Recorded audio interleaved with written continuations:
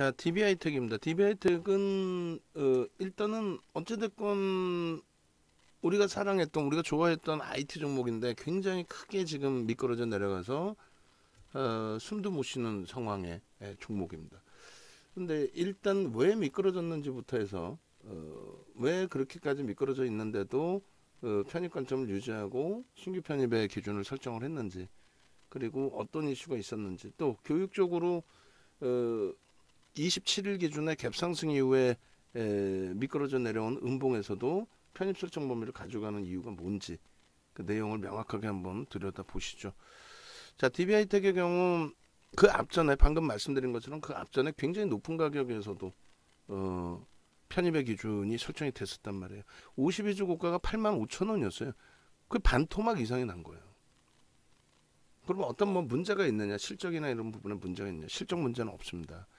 다만 이제 이런 부분이 형성이 돼 있죠. 어떤 거냐면 일단은 이 DB하이텍 같은 경우에 이 실적이 정점에 달할 수 있다라는 우려감이 사실상 하나가 있어요. 그게 가장 커요. 기업의 이제 뭐 기업 분할이라든가, 그러니까 DB하이텍의 분할, 그러니까 기업의 그 그룹의 지주사 전환 뭐 여러 가지가 있는데, 일단 제일 중요한 거는 DB하이텍의 경우에 이게 정점이 되겠느냐.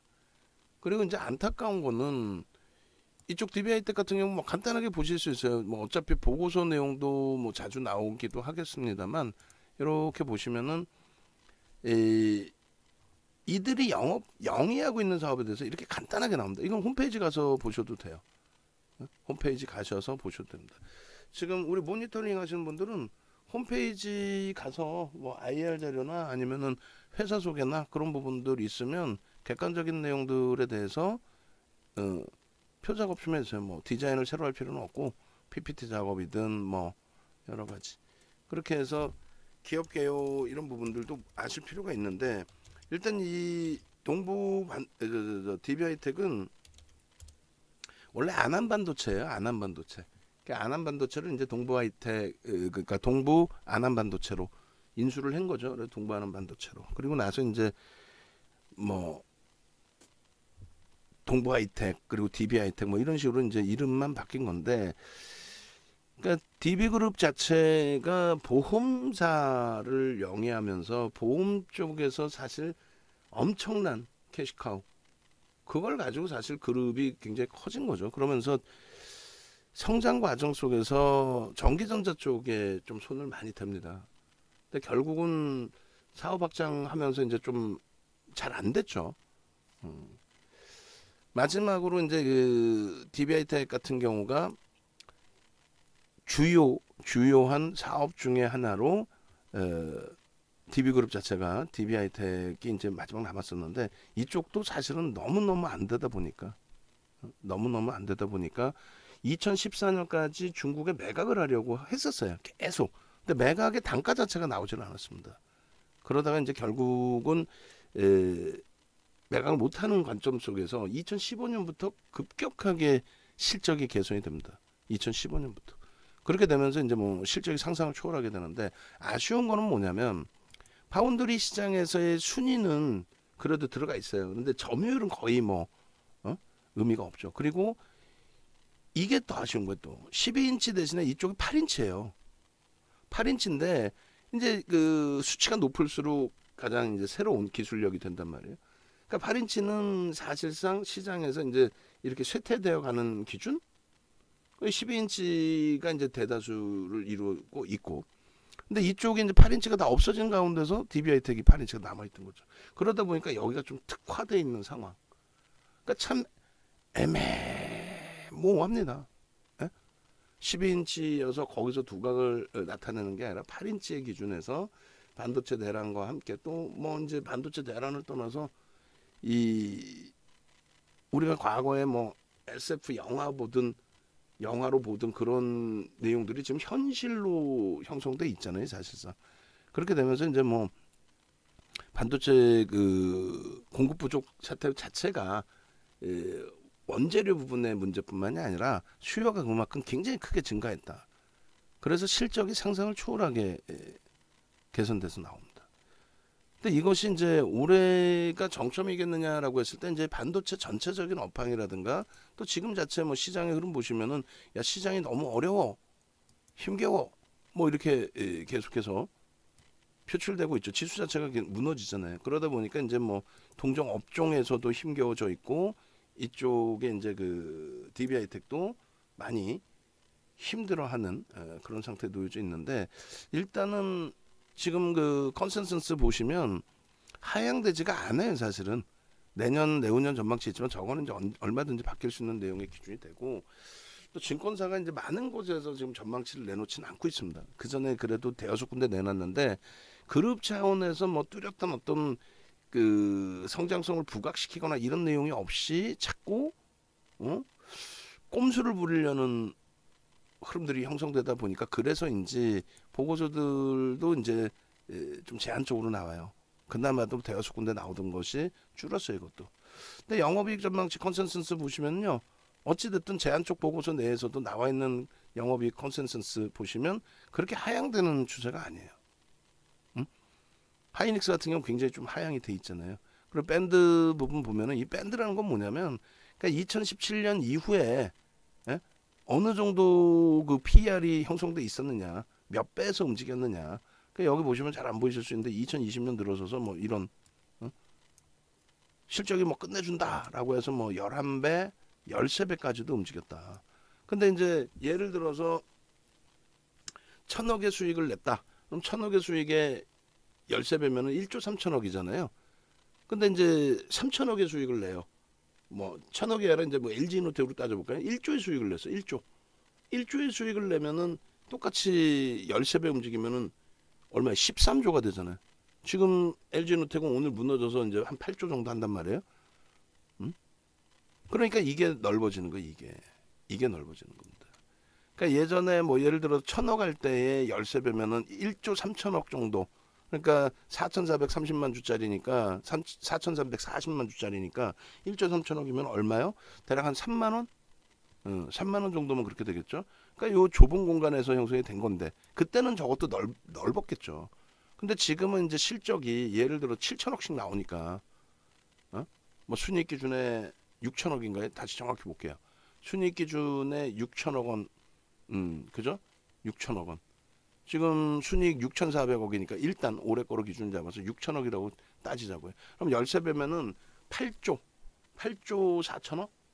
이게 정점이 아니라고 치면 더 올라간다고 치면 그러니까 이제 8조 4천억이면은 대략적으로 얼마 정도 되는 거죠? 8조가 되려면 20만 원? 생각만 해도 웃음이 나오죠. 8만 5천 원에 있을 때는 우리는 그때도 저평가했기 때문에 그 이상으로 들여다봤단 말이에요. 8만 5천 원일 때가 예를 들어서 8만 5천 원 곱하기 3조 5천억 뭐 이렇게 되나요? 근데 거기에서부터도 3조 5천억 뭐 이렇게 하면은 PER이 5배, 6배니까 10만 원은 당연히 넘겨야 된다부터 해서 결론적으로 이 PER 밴드가 이렇게 상향되는 거는 방금 말씀드린 것처럼 실적이 커지면 6천억에 대한 13배면은 8조니까 20만 원이 된단 말이에요. 진짜로. 농담이 아니라. 그래서 이렇게 넓어지는 거예요. 그 이해가 되시죠? 밴드를 놓고 보는 이유를. 이 밴드가 나중에 실적이 악화되면 어떻게 돼요? 좁아지겠죠. 얘처럼 이렇게 좁아지겠죠. 어떻게? 쭉 내려오면서 밑에서 좁아지겠죠. 순이익이 지금 6천억인데 다시 1,000억으로 쭈그러들면 1,000억에 13배 하면은 1조 3천억 뿐이 안 되잖아요. 1조 3천억이면은 주가가 한 3만 원 정도? 3만 원이니까 요 정도 밴드에서 멈춰버리는 거예요. 요 정도 크기에서. 그때는 이제 다시 확장돼서 보여지겠지. 근데 어쨌든 실적이 좋아지면서 이렇게 확장된다. 그러니까 여러분들이 보실 때 종목군들을 보실 때 뭐 예를 들면 까나리아 바이오다. 그러면 걔는 실적도 없어. 그러니까 이 밴드가 이렇게 뭐 넓어지고 자시고 할 내용도 없단 말이에요. 그런데 이제 이처럼 거품 있는 게 아니라 실질적인 시세가 실적이 나오는 종목군들은 이게 확장이 됩니다. 뭐 현대차도 마찬가지 다 확장이 돼요. 확장이 되니까 그 확장된 범위에서 움직여야 되는 게 맞는데 뭐 중간에 있금 뭐 이렇게 있어야 되는 게 맞는데 말도 안 되는 PER 4배 이하로 지금 내려와 있다는 거예요. PBR 평상시에 뭐 예를 들면 이렇게 정점을 찍을 때 PBR이 3배까지 기술주니까 3배도 돼. 아니 뭐 네이버 10배, 20배 뭐 이렇게 LG에너솔루션 뭐 10배, 20배 이런 거는 괜찮고 얘네들은 안 된다는 얘기야? 아니잖아요. 근데 그렇게 돼 있었는데 이렇게. 그러니까 만약에 시장이 안정화되고 얘도 뭐 정상적으로 흐름이 연출이 된다면 예전에 PER 13배씩 또 PBR 3배씩 형성되던 여기까지 주가가 치고 올라와도 이상할 게 없다는 거예요. 응? 여기까지 치고 올라와도 이상할 게 없다. 그래서 이런 밴드를 보는 겁니다. 이해되시죠? 그래서 평상시 2017년 이후에 얘가 어느 정도 주가에 움직였느냐 그걸 놓고 보는 거예요. 그래서 예를 들면 이제 실적이 적자인 회사들도 있잖아요. 뭐 대우조선해양도 적자잖아요. 적자에서 적자 규모를 축소시키는 거고. 응? 또 2차 전지나 방산주 같은 경우에도 그렇게 저평가 상태는 아니잖아요. 그러면 이제 그걸 놓고 볼 때 방금 말씀드린 식으로 이런 식으로 이제 기술적으로 계산을 해서 들여다본다. 결론적으로 이제 굉장히 저평가 상태에 놓여져 있다. 평상시에 가지고 있던 본인들의 그러니까 본인들이 아니라 DB하이텍에 평상시에 형성돼 있던 PER, PBR의 그 밴드 그 수준보다도 어마어마하게 미끄러져 있다. 실적은 이렇게 좋은데 완전히 뭐 어닝 서프라이즈죠. 1분기에 난리가 났었죠. 야 이거 봐라 정점인 줄 알았더니 어마어마하네. 근데 2분기도 그게 다 그렇게 됐어요. 그래서 결론은 어떻게 됐냐면 보시면 잘 보세요. 지금 반기 실적이 지금 반기 실적 나와 있는 게 벌써 이미 지난해 영업이익 4천억 수준이잖아요. 거기 거의 육박해요. 응? 당기순이익 3,100억, 4천억, 3,100억이라고 치면 2분기 동안 나와 있는 실적 한번 보시면 영업이익 4천억 수준이고 이게 3,100억 수준이잖아요. 1,500억에 3,500억. 그러니까 400억 하반기에 400억 못 하겠냐고. 당기순이익도 마찬가지. 응? 하반기에 500억, 400억, 500억 못 하겠냐 이거야. 그러니까 지금 상반기에 벌써 작년 그 실적이 나온 거예요. 그럼 작년 주가보다도 작년 주가 최하단부 내려와 있는 것보다도 주가는 높여져 있어야 되는 게 기본 상식이죠. 아무리 여기가 정점이어도 지금 뭐 정점 찍고 막 실적 급격히 하향할 거야. 얘가 뭐 진단 키트 진단 키트 주들이야. 이건 뭐 코로나 19 때문에 반짝하는 거야. 이런 개념까지는 일단 아니죠. 응? 이런 개념까지는. 그리고 결론적으로 지금 그 분기 실적에 대해서의 기준을 더 잘라놓고 보고 왜 이렇게 실적이 그럼 좋은데 이렇게까지 밀려 떨어져 내려왔느냐 그 부분을 이제 놓고 볼게요. 그래서 분기 실적을 보시면 컨센서스가 이렇게 돼 있어요. 그리고 까나리아 바이오 같은 경우는 저점 대비 2% 기준을 잡았다면 연구원님이 그 그림 그려갖고 주세요. 지금 최저점 대비 2% 기준 잡았다면은 500원, 23,200원의 편입 기준 설정이 가능했겠네요. 어쨌든 그거 좀 이따 교육해드리고 여기 보시면은 DB하이텍의 이제 분기 컨센서스입니다. 분기 컨센서스의 영업이익 부분은 나와 있는데 이제 순이익이 안 나오죠. 왜 안 나올까요? 증권사가 예전에 조금 여러 군데에서 이제 컨센서스를 내놨는데 8월 25일자 거 좀 이따 보여드릴게요. 그런데 이 지금 기준에서는 증권사가 전망치를 내놓지 않다 보니까 줄어버리니까 대주주 그러니까 그룹에 아주 좀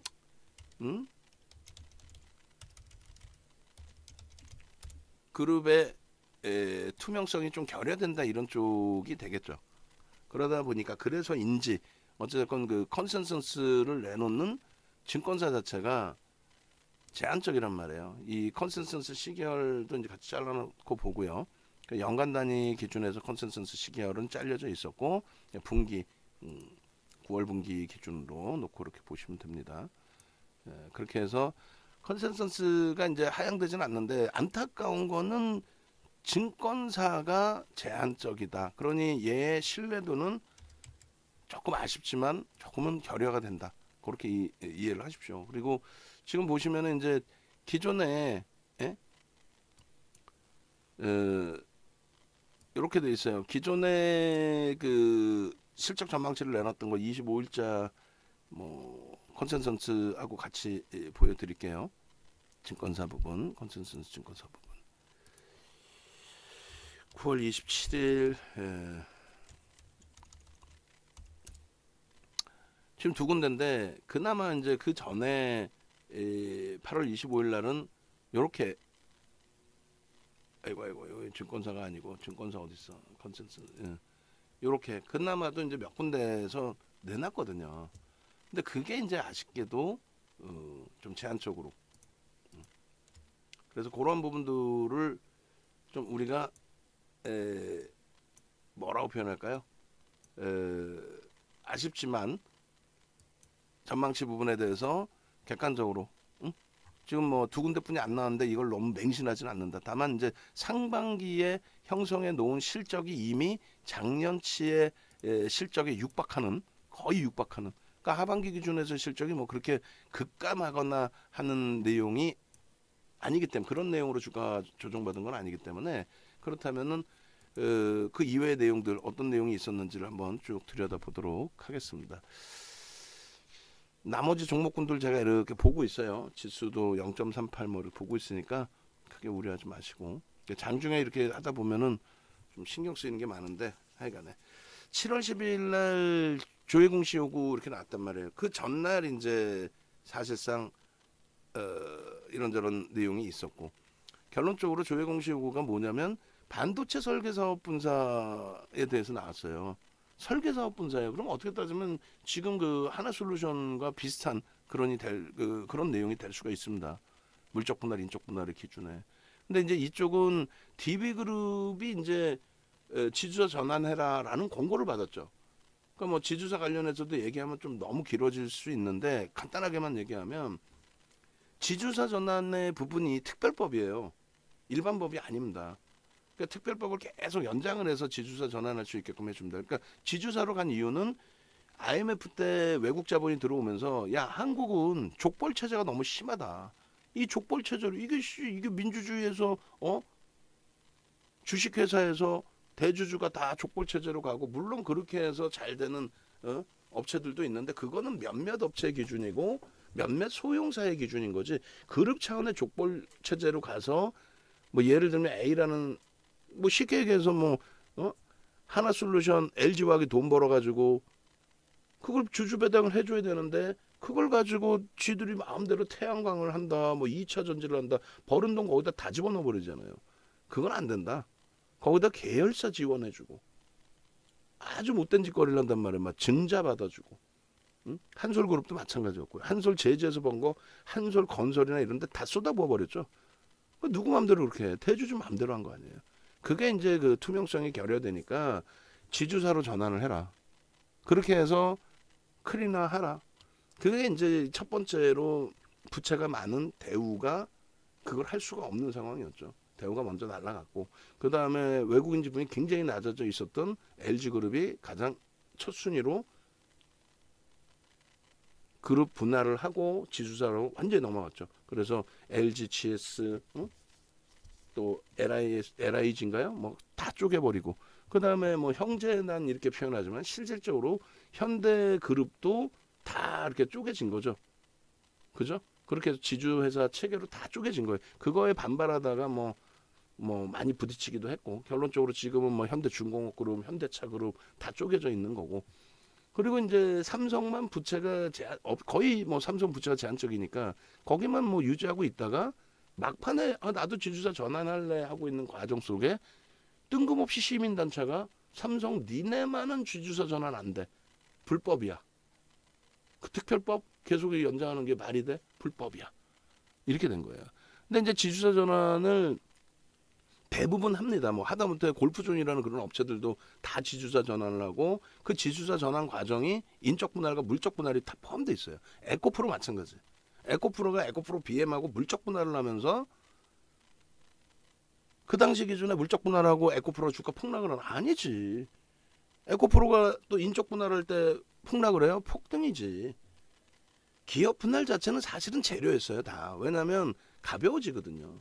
그 하여간에 어찌됐든 그러한 그 관점이었는데 뜬금없이 LG화학의 기준에서 LG화학도 들여다보면은 잘못돼 있는 거야.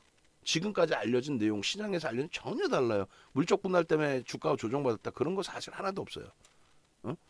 근데도 불구하고 물적 분할이 악재처럼 지금도 인식된단 말이에요. 윤정도 얘기해도 에이 거짓말 이러신단 말이에요. 근데 결론은 이 물적 분할이 어느 순간에서부터는 악재 요인처럼 작용이 됐는데, 만약에 이번에 이제 뭐 하나솔루션이 시세가 제대로 나와주거나 하면은 뭐 별거 아니네로 이제 다시 분위기는 바뀔 겁니다. 그러니까 DB하이텍 같은 경우도 지주사 전환을 금융감독기관에서 DB그룹 자체의 지주사 전환을 2년 유예로 줬단 말이에요. 근데 이제 지주사로 전환할 때 당근과 채찍이 있겠죠. 그 뭐 차명이나 이런 건 뭐 예전에 뭐 금융실명제 할 때 뭐 노출이 됐었던 부분이 있는데, 추가적으로 지주사 전환할 때도 그런 부분이 추가적으로 노출이 되는 거 하나.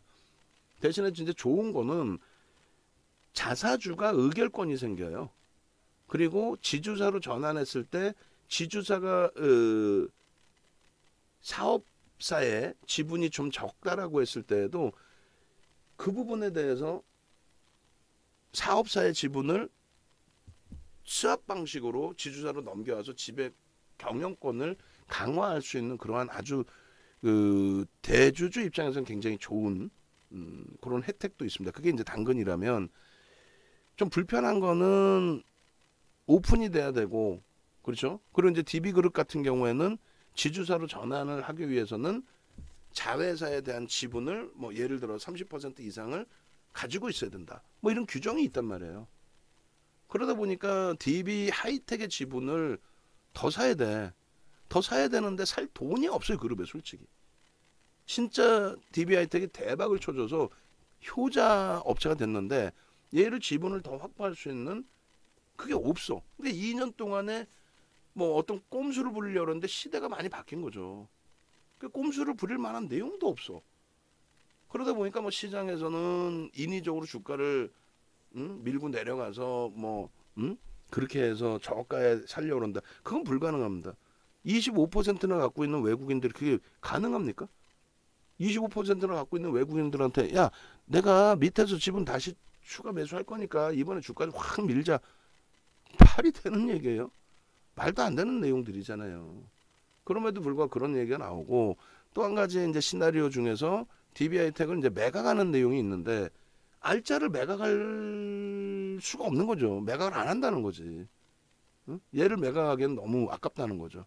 2014년도까지 이제 매각을 하려고 했다. 안 됐고, 2015년도부터는 대박이고, 응? 막말로 뭐 삼성그룹이나 이런 쪽에서 인수하면 모를까. 근데 걔네들도 8인치를 굳이 인수할 이유가 없고 10인치도 아닌데. 그러니까 여러 가지가 엉켜 있어요. 그런 과정 속에서 일단은 반도체 설계 사업 부분을 물적 분할로 이제 분사를 하면, 그렇게 하면 그쪽에 지분을 좀 매각을 해서 뭐 현금이 확보가 되고 기존에 남아 있는 DB하이텍을 뭐 추가 편입, 여러 가지 시나리오가 있겠죠. 근데 굉장히 복잡한 내용이에요, 사실은. 결론적으로 12일 날뭐 전자신문에서 보도된 DB하이텍 반도체 설계 분사에 대한 거래소 조회 공시 답변 미확정입니다. 검토하고 있습니다. 이거 하나 가지고 주가가 완전히 초전 박살이 났죠. 근데 과도하다라고 그렇게 계속 표현을 했는데도 불구하고 뭐 IT 자체가 무너져 내리던 시기이고 지수도 무너지는 내리는 시기에서 뭐 이래저래 과도하게, 그러니까 거래가 없는 종목에 조그마한 물량 가지고도 쑥쑥 공매도에 뭐 노출돼 있기도 하고, 결론적으로 8월 11일 날 뭐 추가 조회 공시 요구 답변도 뭐 구체적으로 뭐 진행된 게 없습니다. 3개월 이내에 재공시할게요 했는데 주가 원체 밀려서인지 두 손 들었죠. 주가 밀렸다고 여기 대살 살 수 있는 방법이 없어요. 그리고 자칫 뭐 악재를 내놔서 주가를 인위적으로 밀고 내려가거나 그러면은 배임에 걸릴 수도 있어요. 그잖아요. 주가를 막 밀고 내려가는 게 대주주 마음대로 할 수 있다. 그거 불가능해요. 자꾸 그러니까 시장에서 나오는 내용들. 그래서 이제 DB하이텍 무너질 때 굉장히 여러 종목군들의 예를 들어 드렸어요. 그러니까 뭐 2020년 10월 20일 날, 그러니까 10월 19일 날 현대차와 기아가 대손충당금을 잡겠습니다라고 했을 때, 대손충당금을 잡겠습니다라고 했을 때 그 당시의 기준에 대손충당금을 잡는 것이 주가를 인위적으로 누르고 현대 글로비스를 띄어 올려서 정의선 회장의 경영권 승계 작업을 하려고 그런다. 야, 그래 10월 20일 날 현대차가 개파락이 6%가 나옵니다. 근데 그게 저점이에요. 그렇게 하고 나서 현대차가 폭등이 나오죠. 2달 보름 동안에. 현대글로비스는 그날 하루 반짝 마이너스 2%에서 27% 오르고 그게 끝이에요. 그리고 또 한 가지는 여러분들 잘 아시다시피 이건희 회장님 돌아가셨을 때 어? 야, 뭐 주가가 100원 밀리면은 세금을 얼마를 들랜다더라. 그러니까 뭐 킥킥대고 방송 나와서 정신 나간 것들이 킥킥킥 웃으면서 아 이거 뭐 저기 주가를 밀면 100원이 밀리면 뭐 세금을 얼마를 돌려. 지들이 한 주도 안 갖고 있으니까 킥킥 웃으면서 헛소리 하는 거예요. 그 회계사분들 중에 누군가가 100원 오르면 시가총액 얼마니까 세금 얼마 내야 되고 이거 계산 한번 해봤겠죠. 그거를 지들이 계산한 것도 아니면서 근데 결국은 그때 당시에 6만 2,700원인가요? 그 사상 최대치 고점이. 근데 6만 원 공방하고 있었어요. 6만 원 공방. 그러니까 사상 최대치 고점 그 라인에 있던 주가를 가지고 거기서 조금 밀려가지고 한 5만 원대 중반? 후반? 근데 그거를 무슨 주가가 밀린 것도 아닌데도 불구하고 아 이거 뭐 응? 인위적으로 세금 들려고 주가를 민다는 것처럼. 근데 외국인 집은 50%입니다. 그럼 이재용 부회장이 야, 나 세금 좀 들려야 되니까 주가 좀 한번 확 밀어버릴게. 니들 50% 갖고 있는 거 걱정하지 말고 쥐고 있어. 말 같지도 않은 소리잖아요. 그러고 나서 그게 2020년 8월, 9월, 뭐 10월 이럴 때 10월 달. 결국은 어떻게 됩니까? 결국은 주가가 그 가격 대비해서 80% 올라오죠. 2달 보름 만에 80%. 그러니까 말 같지도 않은 그런 내용에 너무 휘둘리실 필요가 없다라는 거예요. 근데 뭐 심리적으로는 그게 뭐 쉽지는 않습니다만. 그러니까 결국은 이제 9월 26일 날 장 마감 이후에 뭐 3개월 이내에 공시하겠습니다 했는데 그냥 뭐 자율적으로 공시를 한 거예요. 3개월이 안 됐는데 아 도저히 안 됐다. 우리요 분사 작업 검토 중단. 그러니까 분사 안 하겠습니다 이렇게 또 깔끔하게 하면 되는데 참 진짜 지저분한 것도 아니고 그룹에서 말이야. 그 이제 야 우리 일단 중단. 그럼 다시 하겠다는 거야. 뭐야? 그러니까 결론은 심리적인 면이에요. 사실 인적 분할은 기업을 이렇게 분할을 하면 시가총액이 쪼개져요. 인적 분할은 시가총액이 쪼개집니다. 그러니까 뭐 예를 들어서 2조 하던 게 1조로 쪼개졌어. 1조야. 그래서 거기서 이제 뭐 무상증자의 논리처럼 착시 현상 때문에 가격이 이제 좀 가볍게 움직이는 경우가 발생돼서 그게 심리적인 재료 요인이고 두 번째 기준에서는 물적 분할의 경우에도 사실은 사업 부분을 적자 사업을 떼어내서 이렇게 없애버리는 경우도 있고요. 사업 부분을 독립적으로 떼어내서 그리고 흑자 사업 부분도 떼어내서 독립적으로 가는 경우가 있는데 뭐 예를 들면 LG전자 같은 경우도 합작회사를 만들었다고 돈을 투자해서 전장 부분에 자기네 부서 하나 떼어내고 저쪽 부서 갖고 와서 외국계 부서 갖고 와서 돈 더 내가지고 새로운 사업 부서 만들었어. 그런 물적 분할 아무 뭐 문제가 없어요. 근데 물론 이제 반도체 설계 사업 부분의 분사 부분은 매출이나 영업이익에 차지하는 비중이 일부 더 좀 있단 말이죠. 이번에 하나 솔루션보다는. 그래서 이제 그런 것 때문에 야 이거 그룹에서 이거 진짜 뭐 소액주주를 우습게 보는 거 아니야? 막 그런 분위기도 형성이 됐고 결국은 어찌됐건 이제 대형주 분류 종목이었어요. 예? 대형주 분류 종목. 이번에 아마 중형주로 밀려났을 것 같은데 그죠? 그게 이제 시가총액 평균치가 100위 안에 들어와 있다가 주가가 밀리면서 중형주로 내려간 거예요. 그건 뭐 큰 문제는 아니고 분류만 그렇게 되는 거고 결론적으로 메이저들에 의해서 움직이는 종목이지 개인들에 의해서 움직이는 종목은 일단 아닙니다. 어쨌든 심리적으로는 무너뜨렸던 부분을 되돌렸기 때문에 심리적으로 긍정적으로. 근데 뭐 시장이 원체 지금 흉흉하고 IT가 원체 흉흉하니까 거기에 뜬금없이 LG노텍이 오늘 무슨 뭐 장중에 몇 퍼센트요? 9%? 아, 그럼 막 이상 폭락이 나오고 하다 보니까 안타깝게도 응?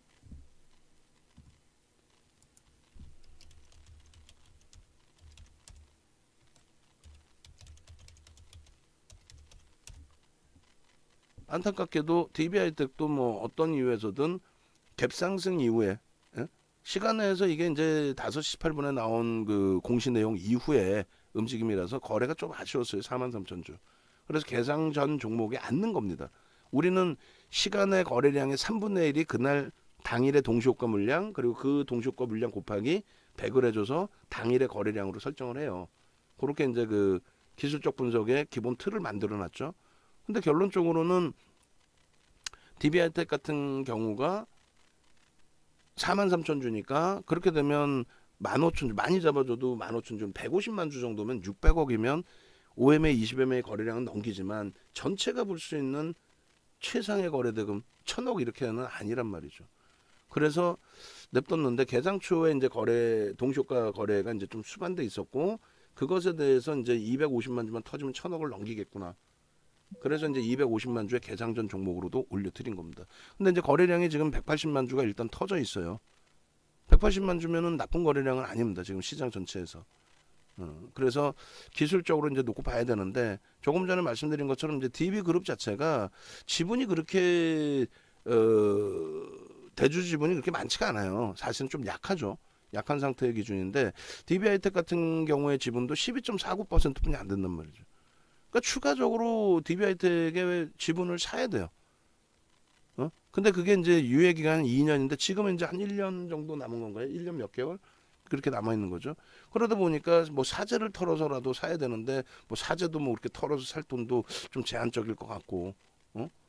결론적으로 이렇게 해서 이제 이 내용을 올려드린 건데 뭐 공정거래법대로 뭐 지주회사가 되는 DB 그룹 자회사 DB하이텍 지분을 30%까지 늘려야 지주회사 체제로 전환이 된단 말이에요. 그게 가장 간단한 방법. 아니면 팔아버려야 돼. 응? 그래 얘를 팔아내면은 얘 실적이 엄청나니까 얘를 팔아내면 또 지주사가 안 돼요. 또 안 해도 돼. 지주사 전환을 해도 되고 안 해도 되고. 응? 근데 매각을 안 하겠대. 응? 그 시가총액 2천억 정도 지금 얼마인지 모르겠습니다. DB그룹이 응? 그 당시 3조 원짜리의 DB하이텍 지분 인수하는 거 힘들다. 그러니까 지금 주가 밀리니까 야 얘들 장난친 거 아니야? 응? 그렇게 되는 거죠. 근데 그거는 불가능하단 말이에요. 진짜 그렇게 했다면 이건 뭐 바로 뭐 부정행위가 된단 말이에요. 그러면 법적인 처벌을 받는단 말이에요. 그렇게까지 할 그건 아니란 말이죠. 그래서 여러 가지 이제 이슈가 불거져 있는데 그것이 하필이면 장도 어렵고 IT가 어려울 때 이렇게 되다 보니까 결국은 뭐 무너진 거죠. 응? 그렇게 해서 1월에 기준이었다고 치면은 2023년, 2024년 1월까지 뭐 그렇게 되겠네요. 그럼 1년 몇 개월 정도 유예 기간이 있습니다. 그래서 뭐 승인 받으면 또 뭐 2년을 유예할 수 있다고 하니까 여기는 조금 이제 뭐 차분하게 대처할 수 있는 부분들도 있고 그리고 인적 분할을 통해서 이렇게까지 늘리는 방법이 있어요. 아까 말씀드린 것처럼 수합 부분을 통해서 인적 분할을 하고 나면은 사업회사와 지주사가 나오잖아요. 중간 지주사가 되는 거죠. DB하이텍이. 그걸 수합을 해서 넘겨오는 방법도 있는데 그러니까 꼭 물적 분할이 아니어도 된단 말이에요. 그럼 인적 분할은 호재라니까 또 오히려 심리적인 호재, 무상증자라 같은 그런 방법인데 하필이면 이제 물적 분할 얘기가 나오면서 하여간에 조금 많이 부담이 됐습니다. 그래서 그 설계 부분의 매출이 22%고 영업이익이 16%예요. 그러면 이번에 이제 그 하나솔루션의 기준이 물적 분할하는 쪽이 그 업체 그러니까 그 사업 부분이 그렇게 영향력이 없는 기준으로 제가 알고 있어요. 지금 좀 헷갈리는데 하나 갤러리하고 약간 헷갈리는데 어찌 됐건 결론적으로는 DB하이텍 부분은 지금 하여간에 이 이슈가 심리적으로 저는 심리적으로 표현합니다. 심리적인 이슈가 이제는 마무리가 됐다. 마무리가 돼서 그래서 일단 어찌됐든 거래 터진 이후의 흐름을 한번 보자. 만약에 계속 거래가 터지면 IT주들의 흔들림 그거 아무런 상관없이 DB하이텍은 자기가 과도하게 미끄러져 내려온 굉장한 저평가잖아요. 지금 뭐 실적 대비해서 PER이 3배가 뭡니까? PER 3배짜리가 어디서 기술주에. 그러니까 그러한 부분들을 이제 다시 제자리로 돌릴 수 있는 기회가 될 거고 그렇지 않고 거래가 다시 둔화돼 버리면 신기해집니다. 오늘 매매 사이는 좀 공격적으로 드렸어요. 그러니까 뭐 예를 들어서 갭 상승 이후에 뭐 카나리아 바이오 같은 경우에 전일 상한가를 가고 방송에 갖고 나가고 기준 거래량 뭐 설정을 만약 500만 주 이렇게 잡아드린다라고 한다면 그 거래량을 넘기고 갭상승 8%에서 24%까지 올라가는 그런 흐름이 나왔단 말이에요. 까나리봐요. 근데 만약에 이제 장중에 꼬리 쫙 달고 내려오고 뭐 음봉으로 전환되고 뭐 안 쳐다보죠. 차익 실현하고 끝. 혹은 가격 반발력 나올 때 뭐 2% 따라붙었다 밀리면 뭐 손절하고 끝. 근데 DB하이텍이나 우리가 알고 있는 7월 13일 기준에 에코프로나 이런 종목은 갭상승 이후의 흐름을 제대로 파악을 해서 대처를 한단 말이에요. 그러니까 얘는 이제 좀 무리수가 있지만 원체 우리가 고점 물량도 있고 또 한동안은 이제 거래가 없어서 매수세를 못 드렸지만 여기서 미끄러지더라도 추가 편입으로 단가 낮춰놓고 대처하면 된다. 솔직히 뭐 위로 튈지 아래로 튈지는 누가 알아요. 근데 갭 상승이 나왔다는 건 거래가 일단 터진 거니까 그렇다면은 기업 분할 검토 중단 부분에 대해서는 긍정적으로 해석을 하고 시간에서 7.77 움직였기 때문에 43,000주대 물량 소진 이후의 흐름을 한번 보고 또 시장 상황도 보고 밀리면 추가 편입을 감안한다. 그렇게 해서 높게 잡은 거죠. 41,000원이 시초가였고 41,500원 그리고 들어가자마자 훅 밀려서 4만원 공방일 때 또 43,300원까지 따라붙을 수 있다. 이렇게. 그럼 평균 단가가 대략적으로 48,000원, 41,000원 뭐 41,800원 정도 되겠네. 41,500원, 43,300원이면은 1,200원 범위고 600원, 49,000원 평단이 49,000원. 그러니까 마지막 5%는 이제 어느 위치에서 설정을 해서 잡을까 그 고민이 이제 설정돼 있는 거예요. 그러면 얘를 왜 여기서의 기준에서 잡아낼까라는 그런 부분들을 좀 고민해 보실 필요는 있어요. 그러니까 지금 이제 그 DB하이텍 같은 경우에 이 차트는 이제 일단은 빼놓고 오늘 거 차트에서 이제 다시 다 잡아드리고 설명을 해드릴 텐데, 자 보시면은 이 DB하이텍 이거를 이 종목을 더 보기 전에 갭에 대한 부분을 한번 보여드릴 거예요. 갭에 대한 부분을. 자 보시면은요 가장 최근 부분부터 해서 이제 뭐 2년 전 뭐 이런 것도 같이 볼 건데, 지금 우리가 이제 아직까지 들여다보고 있는 4차례 차익 실현한 이후에 마지막 물량 2차전지 압축해서 들여다보고 있는 이게 뭐예요? 조금 이따 이거 저기 좀 해서 여기다가 에코프로라고 써주세요. 응? 상단에다가 에코프로입니다. 에코프로. 에코프로의 기준이 되는데 이 에코프로가 7월 13일 날 실적 발표가 나오고 상한가를 갑니다. 근데 이제 얘는 지주사예요, 사실은. 그죠? 에코프로 BM을 물적 분할을 했어요. 그렇게 하고 얼마나 수혜를 받습니까, 얘가. 물적 분할이 악재가 아니에요. 에코프로 BM 분사시켜 놓고 IPO 하고 그것 때문에 에코프로 BM에 지금 오늘날까지도 7월 13일에도 에코프로 BM이 실적이 어마어마하게 나오다 보니 에코프로 지주사에 얘 저평가 아니야? 그걸 명분으로 들어올린 거예요. 저평가 아니야? 그걸 명분으로. 시장 컨센서스보다 굉장히 크게 나옵니다. 그런데 문제는 얘는 지주사라는 거예요. 그럼 실질적으로는 에코프로 BM이 움직여야 돼. 근데 에코프로 BM은 사실상 제대로 못 갔어요. 얘가 폭등을 한 거지. 120% 폭등했으니까. 에코프로 BM 120%안 올랐어. 그러니까 말이 안 되는 거죠, 사실. 그렇지만은 그걸 명분으로 뭐 수급이 한 5% 들어와서 들어올린다는데 이걸 왜 안 봐? 그러니까 이제 그 다음 날의 기준 상한가를 갔어요. 그 다음 날의 기준이 이겁니다. 응?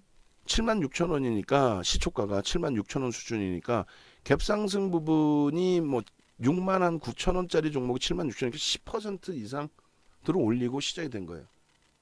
10% 이상 들어올리고 10% 이상 들어올리고 시작이 돼서 8만원까지 들어올립니다. 그럼 어떻게 되는 거예요? 한 15%, 16%, 17%뭐 이렇게 올라간 거야. 올라가고 꼬리 달려 내려오고 음봉으로까지 내려왔다 다시 꼬리를 접고 이제 들어올린 건데, 결론은 얘를 일반인들이 이걸 75,000원이라면 100% 사겠다 그러지만 차트만 놓고 보시면 이거 살 수 있겠어요? 일봉 차트 보시면 살 수 있겠냐고. 근데 우리는 삽니다. 3시 3분에 샀어요. 에코프로를. 3시 3분에. 예? 3시 3분에 사가지고 이 에코프로를 왜 샀냐면 갭상승이 10% 나왔다는 거 거래가 어떻게 돼요? 상상을 초월하게 거래가 터졌다는 거잖아요. 그런데 일본으로 볼 때는 부담이 된단 말이야. 그리고 우리가 모르는 종목 그냥 뭐 말씀드린 카나리아 바이오야. 그리고 무슨 뭐 그냥 뭐 이슈가 불거져서 들어가는 그런 종목 그거는 안 돼. 근데 얘는 실적이 나왔잖아요. 공시가 나왔다고. 의무 공시가 나온 거예요. DB하이텍도 자율 공시가 나온 거야. 카나리아 바이오 조금 이따 보겠지만은 임상 3상에 대한 공시가 제대로 나왔는지 한번 확인을 해봐야 되는 거고, 응? 주가의 변동을 줄 수 있는 내용은 다 공시를 하게 돼 있어요, 사실은. 근데 임상 3상 진입을 한 거지 성공된 것도 아니고 일단은 어찌됐건 좀 더 볼게요. 그 에코프로의 일봉 차트의 기준에 갭상승인데 들어갈 수 있었던 거는 이것 때문이래요. 주봉. 그렇게 해서 이 당시의 기준에 에코프로 그 문자 사인 한번 올려볼게요. 문자 사인이 실제로 나갔냐 했을 때 종가 수준에서 3시 3분에 문자를 내보냅니다. 왜냐하면 오래간만에 들어가는 거거든요. 그래서 쭉 뻗어 올라갈 때 이제 갭상승 10%에 따라붙기에는 그 당시 기준이 조금 뭐 애매했었는지 안 들어갔었고, 그러고 나서 이날 요 기준 때문에 들어갔다라는 거예요. 이 주봉 때문에. 응? 들어갔느냐? 들어갔어요. 왜 들어갔느냐?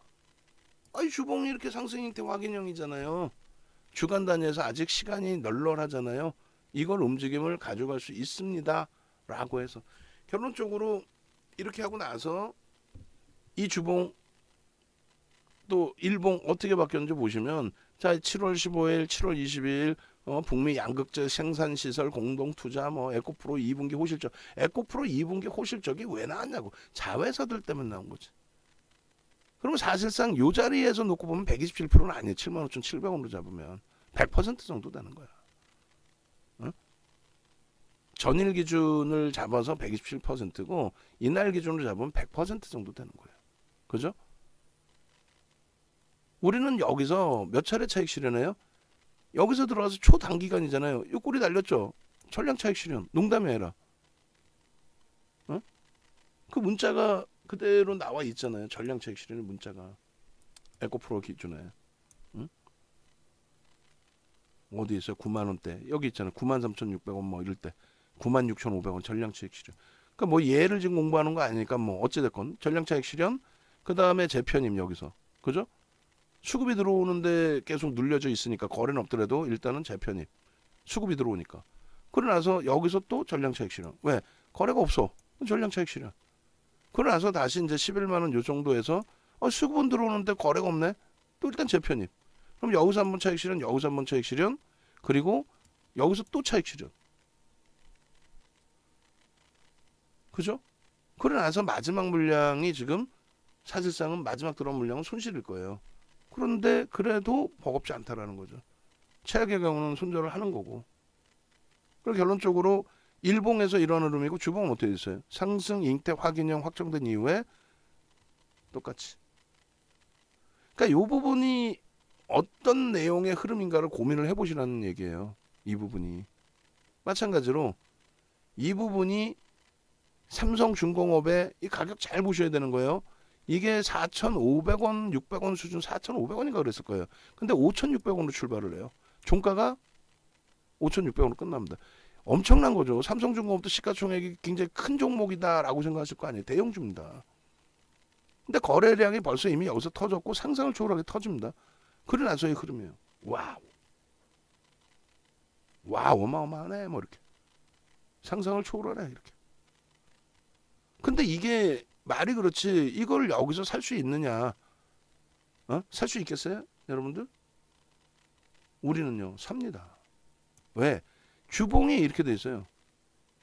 주봉이 거의 꼬리가 없어. 3분의 1이야. 밀리면 뭐 손절하더라도 거래를 이렇게 터뜨렸는데 그 정도의 이슈가 터졌는데 왜 못 들여봐. 물론 실패할 수 있어요. 무조건 100% 성공하나? 아니 실패할 수 있어. 그렇지만은 야 거래가 터졌으니까 얘는 이제 빠르게 움직임이 나올 것이다. 빠르게. 방향성이 빠르게. 그 방송에서 어떻게 됐어요? 요날 편입을 뭐 종가에서 했든 장중에 했든 그리고 장대양봉 아싸 가오리 꼬리 하나 없어. 거래는 더 터졌어. 팔아요? 안 팔지. 장중의 변동성이 뭐 꼬리 달고 내려왔었으면 모를까. 그 다음의 기준이 이게 8,000원이에요. 그러니까 5,600원에서 편입하고 이틀 만에 8,000원. 5,600원. 아 6,000원. 6,000원에서 8,000원. 6,000원 편입하고 하루 이틀 만에 8,000원. 30%가 넘어. 꼬리 달렸잖아. 전량차익 실현이지 뭐. 마찬가지 주봉으로 보시면, 응?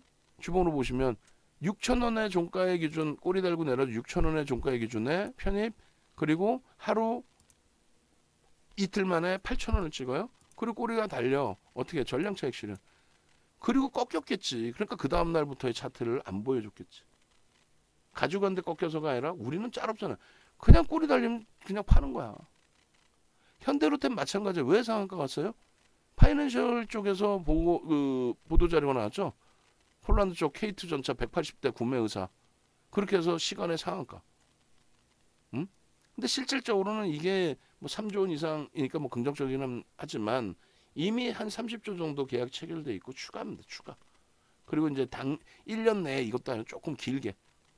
그렇게 해서 결론적으로 6월 8일이에요. 우리는 현대로템 뭐 태조 이방원?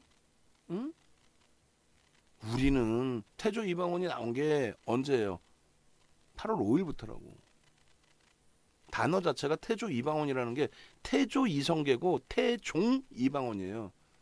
근데 태조 이방원이라고 치면은 뭐 그냥 그 태조와 태종 이방원을 잘라서 검색이 돼서 역사적인 뭐 드라마나 역사 얘기 나오고 태조 이방원 주식 얘기 나오는 건 8월 5일부터 포털에도 뒤지면. 응? 근데 우리는 벌써 이미 6월 8일부터 얘를 보고 있었다는 거예요. 결론적으로 6월 8일부터 보고 있고 6월 8일 날 뭐라 그러냐면 미약정입니다 그래요. 그러니까 어떻게 돼? 장중에 음봉으로 떨어져요. 장중에 음봉으로 꽝. 갭상승이 음봉으로 꽝. 근데 웃고 있어. 왜?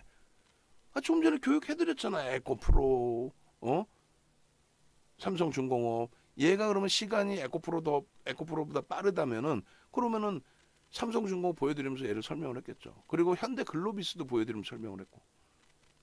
결론적으로 갭상승 이후에 음봉인데 거래대금이 상상을 초월한다. 주봉으로는 꼬리가 달려있지만 요 꼬리 감싸 안을 수 있다. 버겁지 않다. 양봉이다. 그렇게 해서 그 다음날 바로 양봉으로 돌립니다. 근데 문제는 뭐냐면 시장의 지수가 이렇게 너무 많이 미끄러지는 거예요. 그래가지고 이게 24,000원, 3,000원대까지 올라왔다가 23,000원대일 거예요 아마. 18,000원이 깨지네. 17,800원까지 밀려버려요. 속된 편으로 돌아버리는 거지 진짜. 시장이 너무 깨지니까. 그게 6월 말 7월 초입니다. 이때 방산뿐만 아니라 에너지, 2차 전지 싹 다 그래요. 응? 그러니까 우리는 벌써 이미 2차 전지 방산 그걸 다 여기서 시장에서 얘기 나온 거는 8월. 결론적으로 이러한 장대 양봉과 1조를 넘기는 거래대금의 장대 양봉 이렇게 나와요. 결과적으로는. 그러니까 이걸 보여드린 이유는 두 가지인 거죠. 하나는 에코프로나 삼성중공업처럼 바로 성공이 될 수 있다. 그런데 현대로템처럼 시장이 이렇게 무너지면은 시장이 연동돼서 움직일 수 있다. 근데 시장이 돌리니까 어떻게 돼? 돌리니까 그냥 속된 편으로 미친 듯이 폭등 나오죠. 이게 얘뿐만 아니라 방산뿐만 아니라 2차 전지 그다음에 하나솔루션도 OCI도 그렇게 움직였어요. 그 이유가 이제 사실은 뭐가 돼요? SM이 됩니다. 사실. 이 주봉의 기준이고요. SM이 돼요. 시장은 이 당시의 고점 현대로템에 저 장대양봉 나오던 이 고점도 못 올라왔었죠. 그리고 더 깨져 내려왔는데 여전해요. 그러니까 모든 거는 지금 당장 마지막 자락만 보는 게 아니라 우리가 오래되신 분들하고 같이 갈 때 그나마 조금의 여유가 있는 거는 그래 맞아. 내가 어디서 샀느냐에 따라서 달라지지만 최악의 경우에 마지막에 손절이 될 수 있어도 요런 자락에서 편입이 잘 돼 있었다라면은 시장 대비해서 일단 수익 확보는 돼 있고 마지막 자락은 욕심내지 말고 마지막 정리를 해보자. 그런 기준으로 설정할 수 있는 거죠. 그러니까 이제 SM 같은 경우가 요 자락에 안 넣어졌는데 진행형이죠. 지금 SM이. 얘도 똑같아요. 현대 로템하고 비슷한 케이스가 된 거죠. 시장이 원체 밀리니까. 시장이 원체 밀리니까. 그래서 SM 같은 경우 갭상승 이후에 그래도 양봉으로 끝나줬어. 얘는 수급 봐봐요. 속된 편은 미친 듯이 들어왔어요. 이거 장난 아니게 들어온 거예요. 하루에 3% 들어왔어요. 프로그램에서 하루에 3%. 근데 시장이 깨져서 밀린 걸 어떻게 해? 시장이 좀 깨졌나? 800 시장 지수 시장 지수 얼마요? 800포인트에서 원래는 얘도 넣어줘야 돼. 현대로템만이 아니라. 근데 결과가 아직 안 나와 있으니까 이제 안 넣는 겁니다. 800에서부터 시장이 700이 이탈됐는데 그럼 100포인트면 얼마예요? 12.5% 밀린 건가요? 12.5%? 그럼 얘는 얼마 밀린 거야? 12.5%가 13% 이상 밀렸네. 13% 이상. 얘는 최고점 대비 11%야. 근데 우리 평균 단가 75,000원이야. 그럼 장중에 72,800원까지 올라왔어. 그럼 2,200원 손실이야. 75,000원 대비 3% 손실이야. 시장 뭐 속된 편에 아작이 나 있는데. 그러면 얘 돌려주면 어떻게 될까요? 얘도 여기서 들어갔을 때의 기준이 주봉에서 얼마나 멋진 그 흐름입니까? 지금 시장은 붕괴돼서 내려오는데 얘가 저점을 깬 게 아니죠. 수급은요. 이쁘죠. 그럼 다시 돌아와서 DB하이텍. DB하이텍의 기준은 어떻게 돼 있어요? 주봉의 기준에서 먼저 보세요. 뭐예요? 와우, 땡큐하네. 일봉의 기준에서 뭐예요? 땡큐하네. 갭상승 이후에 다른 종목하고 똑같은 거예요, 지금. 갭상승 이후에 얘 지금 보시면은 거래량이 오래간만에 제대로 터져주는 거예요, 지금. 이때 음봉 떨어질 때 이 정도 거래량까지는 아니다 할지라도 7월 12일 날 기업 분사 그 내용에 대해서 나오고 대형주였기 때문에, 그리고 이제 분류만 지금 중형주로 내려온 건데 대형주기 때문에 사실상 요 음봉의 절반 여기가 매물벽이다 그러지 않아요. 뭐 매물을 소화하기 위해서 움직인다. 아이고, 시장이 깨졌는데 무슨 뭔 소리 하고 있는 거야. 그것 때문에 주춤거린 거고, 지금 갭상승 이후의 흐름이잖아요. 근데 지금 플러스란 말이에요. 예를 들면 6.32% 플러스입니다. 어찌됐든 6.32% 플러스인데 그 부분에 대해서 결론적으로 누군가가, 프로그램은 16만 8천 주 매도지만은 누군가가 매수를 하고 있기 때문에, 그렇기 때문에 얘가 시장이 지금 어찌됐건 0.29% 밀려 있을 때 강세를 유지하고 있다. 그럼 프로그램 이외에 수급이 들어오고 있는 것으로 추정을 해도 무리수가 없다. 만약에 프로그램 17만 주 매도인데 그게 그대로 매도로 설정이 되더라도 상관없다. 첫날은 그렇게 해서 물량이 넘겨지는 경우도 많이 있다. 그 다음 날부터의 흐름이 굉장히 긍정적으로 개선되는 경우도 많이 있다. 그러니까 무조건적으로 내가 경험해본 우물안 개구리 식의 경험만을 놓지 말고, 윤정두가 예전 자료들 보여드리면 소름 돋지 않아요? 난 소름 돋는데? 그거를 그 당시에 하다못해 7월 13일 에코프로를 기억하는 사람이 우리나라에 몇 명 있겠냐? 없어요. 실질 매매를 안 해본 사람들이라면. 방송에서 에코프로 대박났죠 이런 친구들 그 당시에 매매를 해봤겠냐고. 그럼 편입의 기준이 뭐였겠냐고. 그냥 뭐 실적이 좋아요 했겠지. 그게 아니잖아요. 기술적인 부분도 보셔야 되고 실적이 진짜 좋은 건지도 보셔야 되고. 마찬가지입니다. 지금 그 DB하이텍의 주봉상의 흐름에서도 놓고 보시면은 나쁘지 않다라는 거죠. 주봉상의 흐름이. 원체 뭐 미끄러져 내려와 있어서 뭐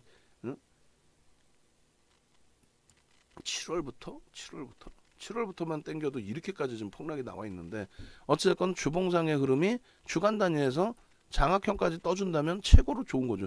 지금 화요일의 기준인데 일단 5MA, 20MA를 넘깁니다. 그리고 크로스는 나와 있어요. 이제 영선 돌파하면 돼. 예? 주가가 올라가면 저건 당연히 끌려 올라오겠죠.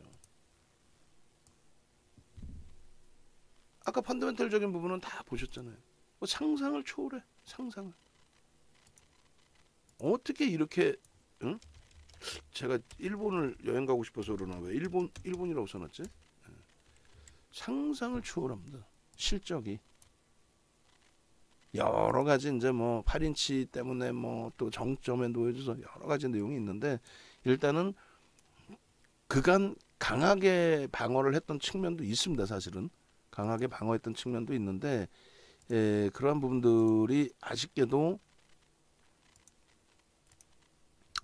무너져 내린 거고, 7월 달에 6월 또 7월 너무 끔찍했던 거죠. 6월 7월이 6월 달도 사실은 시장이 폭락을 했을 때예요. 글로벌 시장 대비해서 너무 크게. IT 전체적인 흐름 대비해서도 그렇고 뭐 고점 대비 너무 과도하게 미끄러졌는데 여기서 한번 해석을 해보자고요. 지금 실적이 지난해 실적, 에?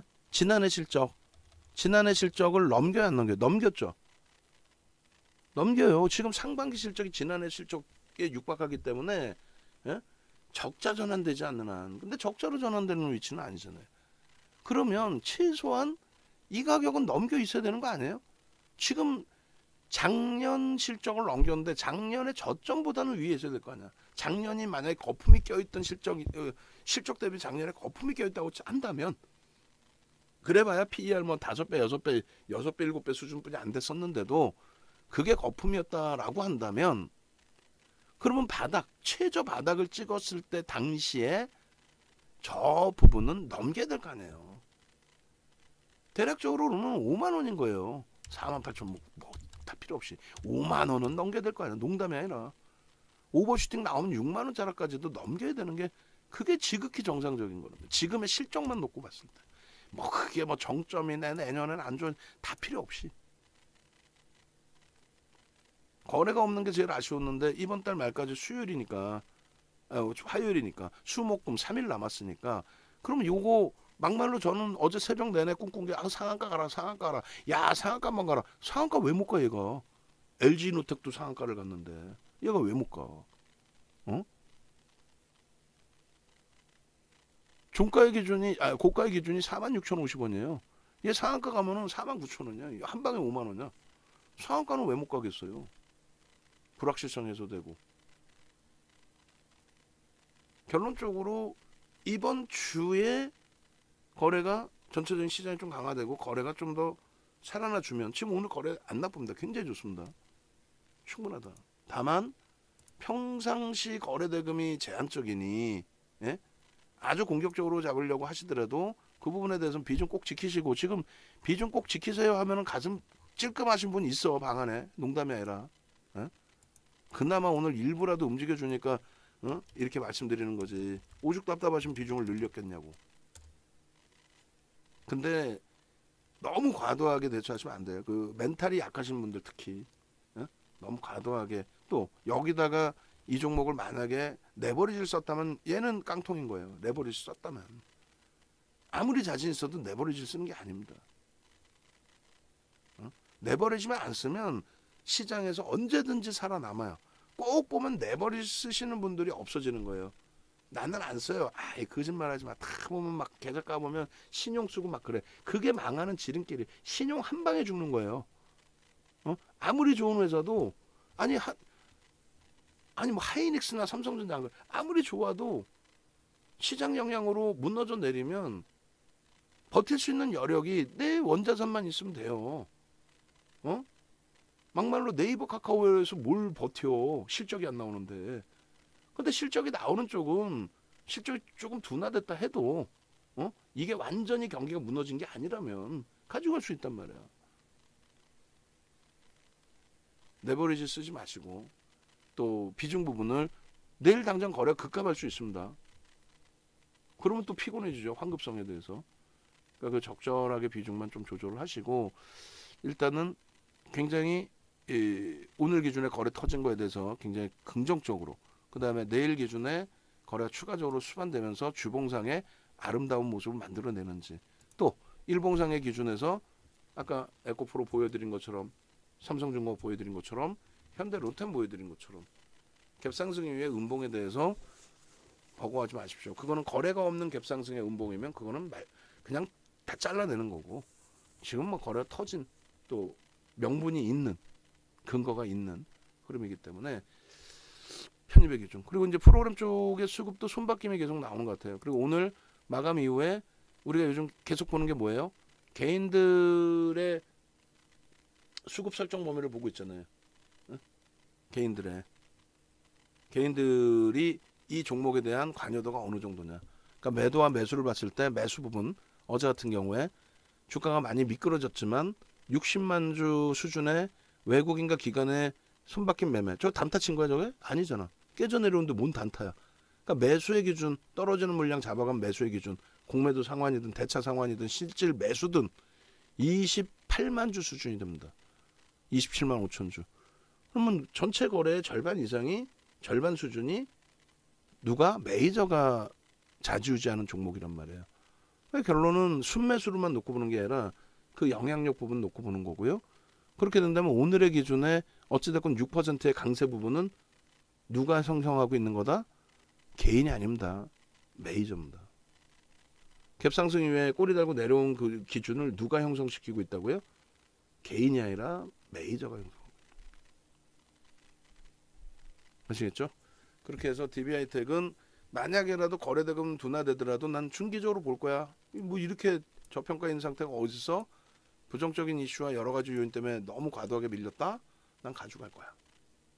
그러신 분들 비중 채우실 수 있고, 거래가 좀 부담스러워요. 그러시면은 뭐 눌려져 있는 하나솔루션이든 이런 쪽의 기준을 설정해서 들여다본다.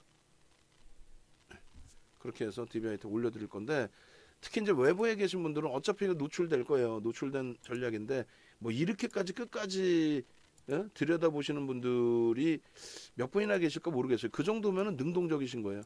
막말로 회원가입 안 하셔도 될 정도로 능동적이신 겁니다. 그러면 그런 분들은 거의 뭐 시장이 어렵더라도 수익을 내실 수 있는 분들인 거고, 그러지 못하신 분들은 매번 말씀드리지만은 들어오세요. 그래서 함께 하세요. 지금 장에 특히. 포트폴리오 전략을 보여드렸었잖아요. 포트폴리오 전략 뭐 그대로 보시면은 그냥 이거야. 그냥 요거는 갭상승에 대한 부분이고, 포트폴리오 전략 한번 찾아와 보여드릴게요. 포트폴리오 전략 부분에 주력주 포트폴리오 그 기준에 여러분들이 수익을 목적으로 하시는 거지, 그죠? 시장 자체가 무너져 내릴 때에 이렇게 주력주의 기준에 이 문자 나간 쌓임까지 다 포함을 해놓은 거예요. 그리고 공개 매수 부분까지. 요게 이제 공개 매수 나간 부분, 개장 전에. 그리고 이게 문자 발송한 날짜, 횟수, 그리고 문자 발송한 횟수. 뭐 하루에 뭐 5번이 나갈 수도 있고 4번이 나갈 수도 있고 2번이 나갈 수도 있고. 그렇게 해서 결론은 이 종목군들의 흐름이 하이닉스가 좀 어렵게 흘러갔지만 뭐 LG화학이든 현대차의 기준이든 또 하나솔루션이든 현대로템이든 이런 종목군들의 6월 말 대비해서의 등락 범위가 결론적으로 시장 5.03% 밀릴 때 얘네들은 4.71에서 40.87까지 형성이 됐단 말이에요. 1조 이상짜리. 시가총액 60조 3위, 시가총액 40조 원대 6위 7위, 그리고 시가총액 10조를 넘긴 하나솔루션, 10조를 넘겼었던 3조 원대 중반까지 올라왔던 현대로템, 에코프로 3조 원대 중후반까지 올라와 에코프로. 시가총액 조 단위 정도가 아니라 그 이상의 종목에서 이런 수익이 나는 거예요. 그 이후에 뭐 카나리아 바이오를 보든 그 이후에 무슨 뭐 여러 종목군들 미래 나노텍을 보든 DB하이텍에 대한 자신감 가지시고 대처하십시오. 그리고 전화하십시오. 전화하셔서 여러분들이 다 이런 종목으로 수익을 내시던 분들이잖아요. 힘들어서 여기저기 도움 좀 받아볼까 해가지고 들어갔다가 결국은 개다 박살난 게 거의 대부분이 뭐예요? 변동성 종목, 그것도 시가총액 없는 종목에서 다 박살났죠. 그잖아요. 지금 시가총액 순위 다시 바뀐 것 같아요. LG화학, 현대차가 SDI 위쪽으로 아마 올라와 있을 것 같습니다. 그런 쪽에서 차분하게 수익 좀 내십시오. 그리고 변동성 매매는 불교등 마스터 2 플러스 3개월 플러스 2주 이벤트 하고 있습니다. 요로 전화 주시면 돼요.